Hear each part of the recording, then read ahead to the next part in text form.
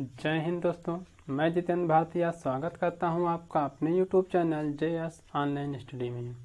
दोस्तों, जैसा कि आपको पता है, हम विज्ञान विषय के प्रकाश चैप्टर पर चर्चा कर रहे हैं, जिसमें हम प्रकाश की घटनाओं में प्रकाश के परावर्तन के बारे में जान चुके हैं। तो प्रकाश की घटनाओं के क्रम में आज हम प्रकाश के अपवर्तन के बारे में जानेंगे। तो आइए जानते हैं प्रकाश का अपवर्तन क्या है। तो आज हमारा टॉपिक है प्रकाश का अपवर्तन। प्रकाश का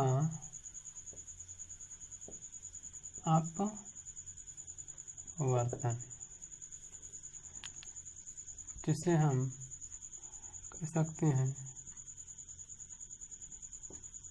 refraction of light. Refraction of light, प्रकाश का अपवर्तन। तो प्रकाश का अपवर्तन क्या होता है? जब प्रकाश किसी एक पारदर्शी माध्यम से दूसरे पारदर्शी माध्यम में प्रवेश करता है तो वह अपने मार्ग से कुछ विचलित हो जाता है। मतलब वास्तविक मार्ग से क्या होगा, वो कुछ विचलित हो जाएगा, अर्थात या तो इधर चला जाएगा या तो इस तरफ, यानी या तो अभिलंब की ओर झुक जाएगा या अभिलंब से दूर हट जाएगा। और प्रकाश किसी घटना को हम कहते हैं प्रकाश का अपवर्तन। यानी आप कह सकते हैं कि जब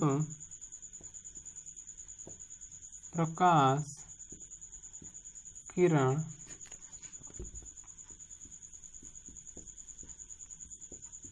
किसी एक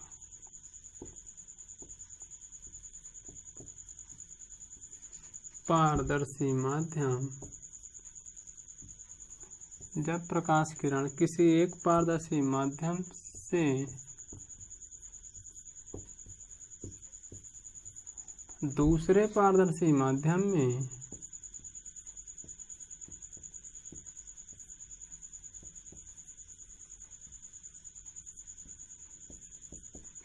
जब प्रकाश किरण किसी एक पारदर्शी माध्यम से दूसरे पारदर्शी माध्यम में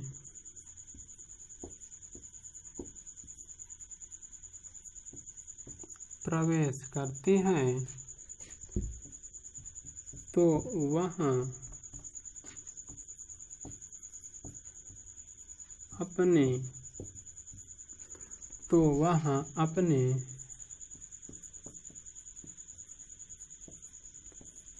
वास्तविक मार्ग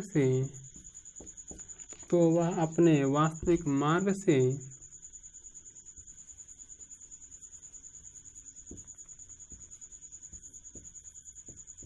विचलित हो जाती हैं। तो वह अपने वास्तविक मार्ग से विचलित हो जाती है और प्रकाश की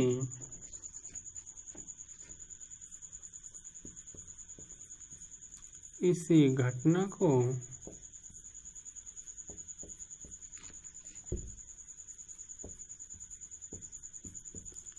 अपवर्तन कहते हैं। कहने का मतलब कि जब प्रकाश किरण किसी एक पारदर्शी माध्यम से दूसरे पारदर्शी माध्यम में प्रवेश करती है तो वह अपने वास्तविक मार्ग से विचलित हो जाती है और प्रकाश की इसी घटना को हम क्या कहते हैं, प्रकाश का परावर्तन कहते हैं।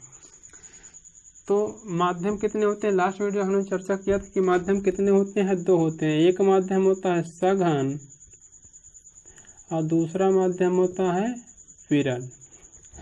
सघन माध्यम क्या होगा और विरल माध्यम क्या होगा?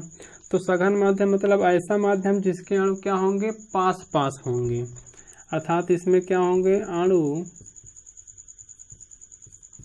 पास पास होंगे। और इसमें क्या होगा, अणु दूर दूर होंगे। विरल मतलब अणु दूर दूर, सघन मतलब अणु पास पास। और जब प्रकाश किरण सघन माध्यम से विरल माध्यम में प्रवेश करती है तो वह क्या होती है, अभिलंब से, तो वह अभिलंब से क्या होती है, दूर हटती है। और जब विरल से सघन माध्यम में प्रवेश करेगी तो क्या होगी, अभिलंब से या अभिलंब की ओर झुक जाती है। यानी आप लिख सकते हैं यहाँ पर नोट डाल के, नोट पॉइंट में, नंबर 1, प्रकाश किरण जब सघन से विरल में जाएगी तो क्या होगा,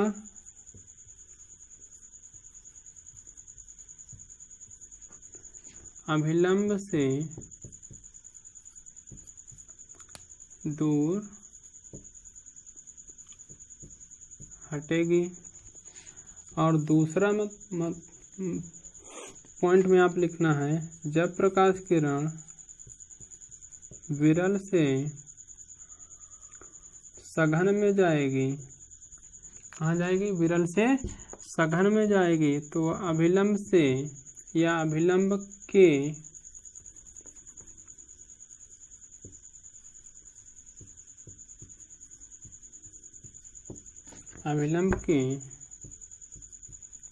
या अभिलंब की ओर झुकेगी। अभिलंब की ओर क्या होगा, झुकेगी। तो ये होता है प्रकाश के अपवर्तन की घटना में। ये 2 पॉइंट आपको याद रखना है कि जब सघन माध्यम से विरल माध्यम में प्रवेश करेगी प्रकाश किरण तो अभिलंब से क्या होगी, दूर हटेगी। और जब विरल माध्यम से सघन माध्यम में प्रवेश करेगी तो क्या होगा, अभिलंब की ओर झुकेगी। तो आइए देख लेते थोड़ा सा चित्र के माध्यम से।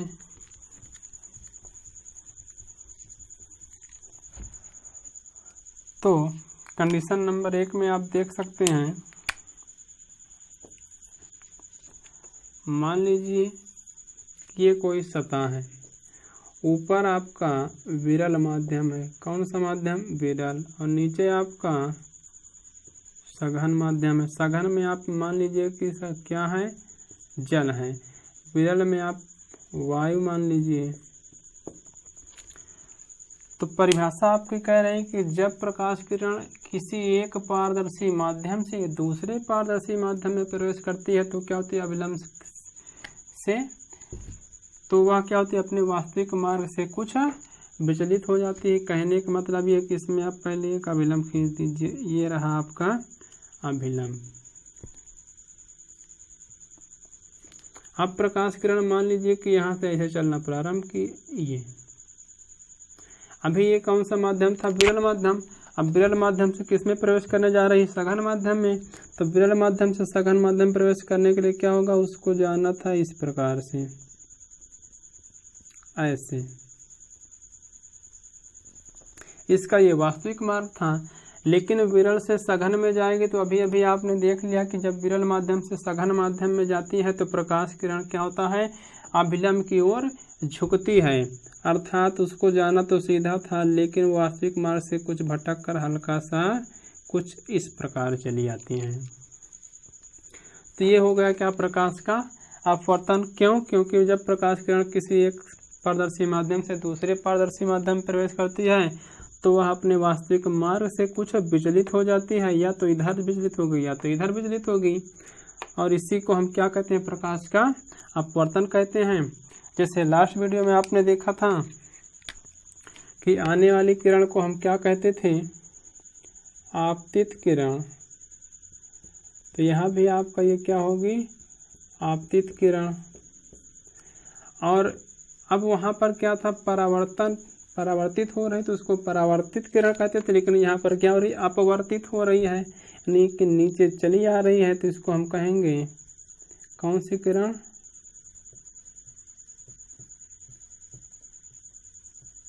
अपवर्तित किरण। कौन सी किरण, अपवर्तित किरण। आपतित किरण और अभिलंब के मध्य बना कोण आपका कौन सा कोण होता था, आपतन कोण। और यहाँ पर अपवर्तित किरण और अभिलंब के मध्य बना कोण क्या होगा, अपवर्तन कोण। इसको आई से और इसको आर से डिनोट करते हैं। अब कंडीशन बी में आपको क्या देख लेना है, मान लीजिए ये कोई सतह हो गई। अब यहाँ पर ऊपर विरल माध्यम था, नीचे सघन माध्यम था। अब आप ऊपर सघन माध्यम ले लीजिए, ये आपका अभिलंब।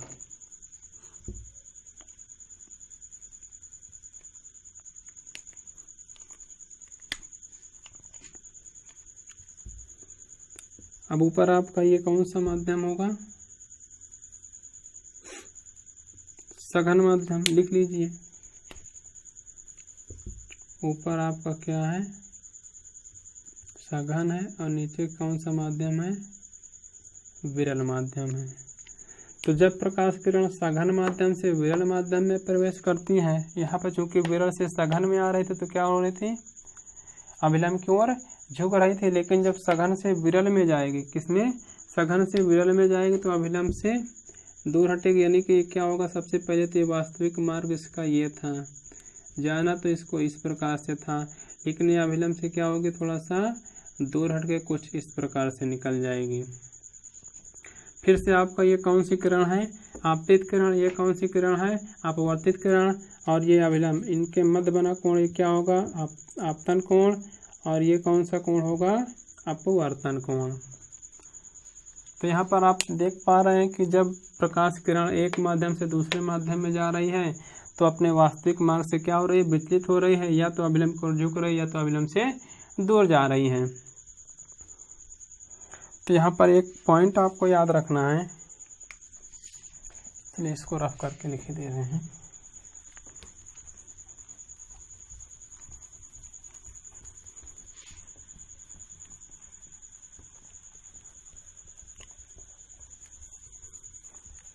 पॉइंट आपको याद क्या रखना है? नंबर 1 आपको इसमें नोट पॉइंट याद रखना है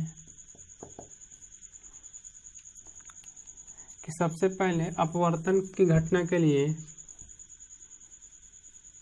आवश्यक क्या है? नंबर 1 कि प्रकाश किरण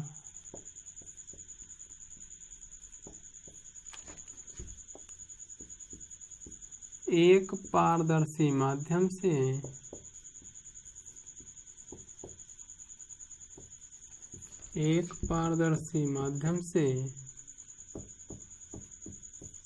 दूसरे पारदर्शी माध्यम में क्या होना चाहिए? प्रवेश करनी चाहिए। दूसरा पॉइंट याद रखना है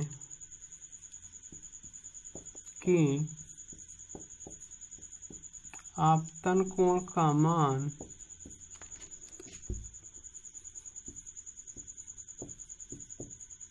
अपवर्तन कोण से छोटा या बड़ा होना चाहिए। यानी कि प्रकाश किरण एक पारदर्शी माध्यम से दूसरे पारदर्शी माध्यम में प्रवेश करनी चाहिए। और दूसरा पॉइंट क्या है कि आपतन कोण का मान अपवर्तन कोण से छोटा हो या तो बड़ा होगा। जब वह प्रकाश किरण विरल माध्यम से सघन माध्यम में जाएगी तो आपतन कोण का मान अपवर्तन कोण से क्या होगा? बड़ा होगा।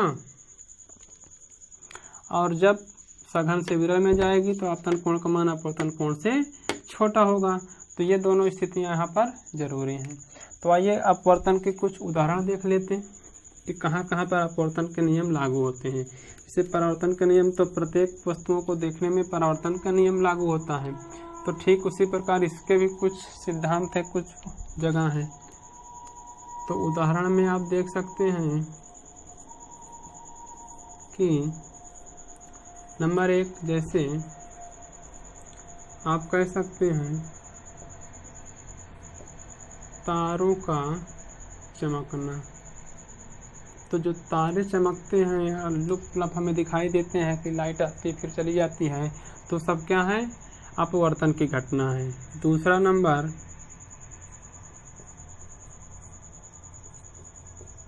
पानी से भरे टैंक में पड़े सिक्के का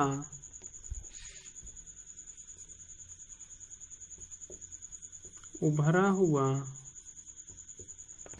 दिखाई देना,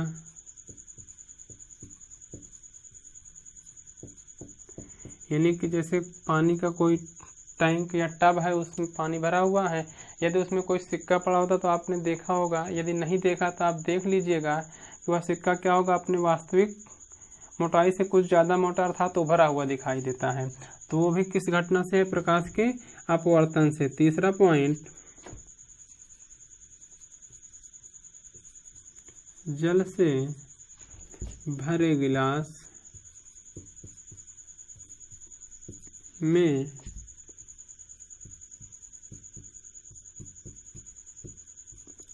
डाली गई पेंसिल या उंगली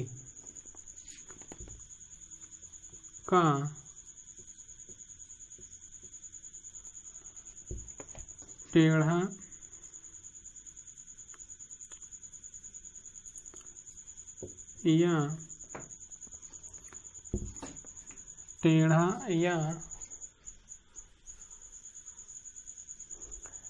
टेढ़ा या आप कह सकते हैं कि उंगली का मुड़ी हुई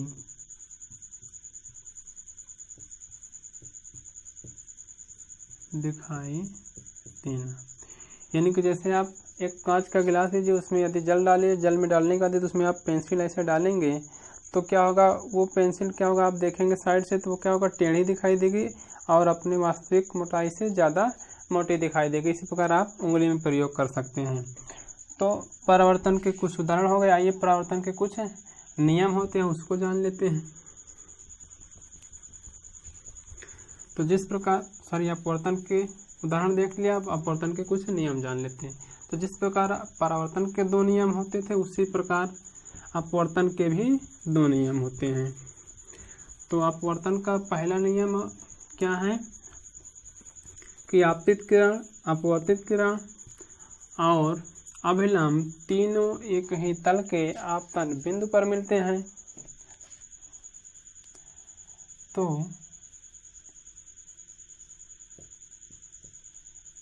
अपवर्तन का नियम, अपवर्तन के नियम में नंबर 1 क्या है कि आपतित किरण अपवर्तित किरण आपतित किरण अपवर्तित किरण तथा अभिलंब तीनों एक ही तल के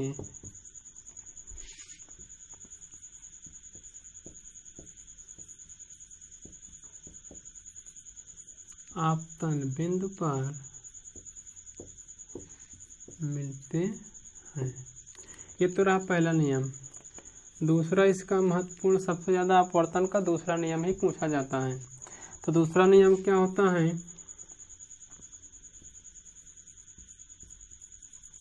किन्हीं 2 माध्यमों में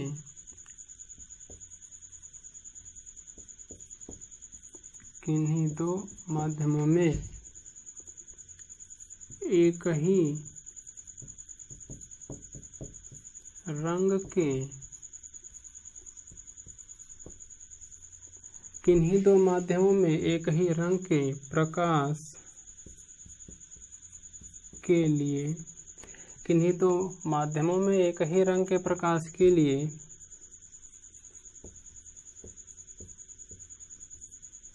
आपतन कोण की ज साइन तथा यहाँ पर आप साइन आई लिख सकते हैं तथा अपवर्तन कोण की ज्या साइन आर